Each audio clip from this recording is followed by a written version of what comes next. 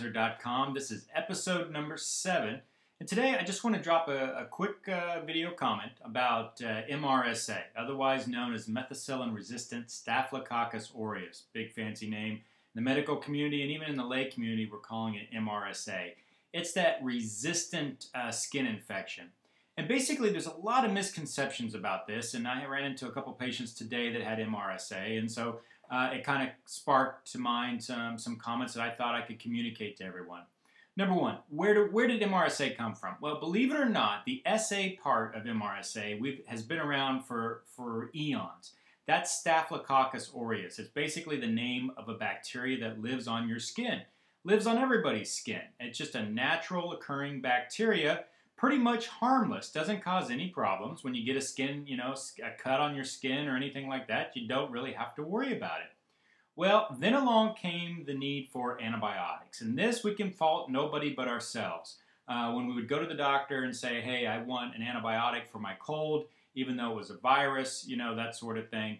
When I talked about, in fact, referred to my previous episodes on common cold, and that'll explain to you even in more detail about our incessant need for antibiotics when in fact they don't work because it's typically a viral infection.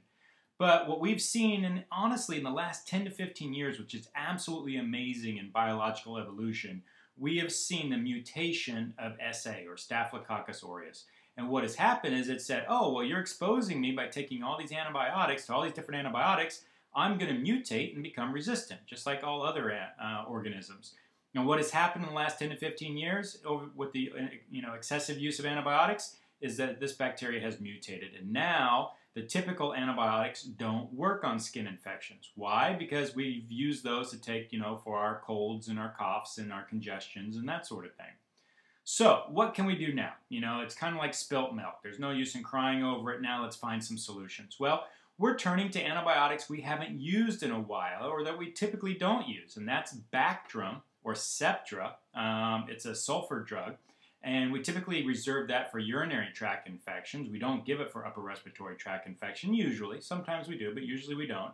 So that seems to be working well against MRSA. Another one was doxycycline, which we don't typically use for upper respiratory tract infections, and that seemed to be working pretty well. But what we have found is now we're starting to see some resistance to those antibiotics.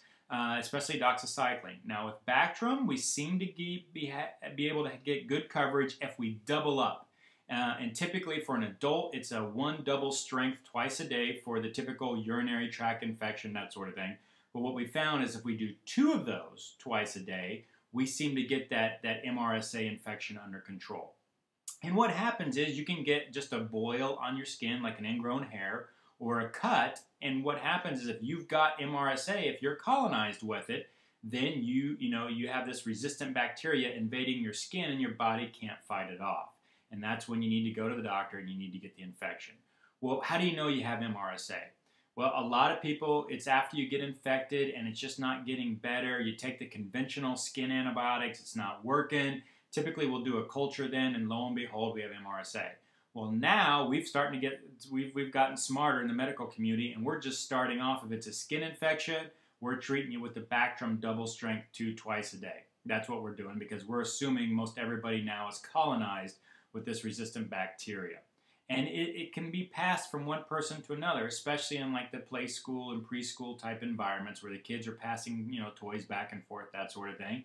And even in regular school where there's close contact, you can pass it. If someone has an open MRSA wound, they can pass it to somebody else, and lo and behold, that person becomes colonized. So you don't necessarily have to be the one who's taken a lot of antibiotics for your cough and cold to be colonized with the MRSA.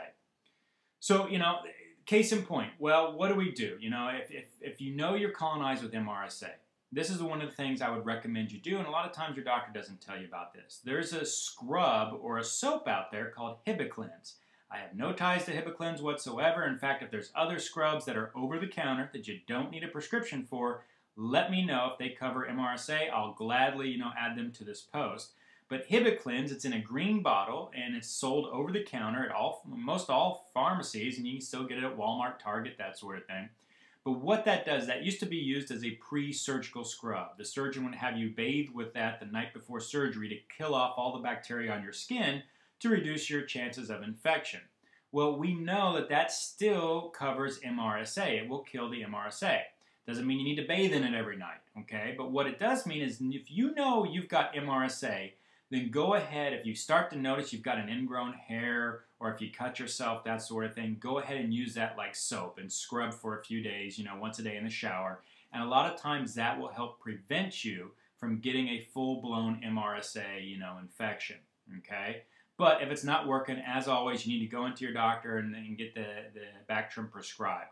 If the Bactrim's not working, we can go with a clindamycin. It's a heck of a lot more expensive. It's, as an antibiotic goes. And then typically after that, we're resorting to IV antibiotics, and sometimes you even have to go into the hospital. So this is not to play around with. This is one of these bugs that is mutated largely because of, the medical community prescribing antibiotics and the lay community, us, typically going into the doctor saying, I want antibiotics, So yeah, we kind of have nobody to blame but ourselves, but like I said before, it's spilt milk. So what can we do about it? Well, there's some options we can do. Besides having to just jump on the antibiotics, you can do the surgical scrub if you know you're colonized with MRSA.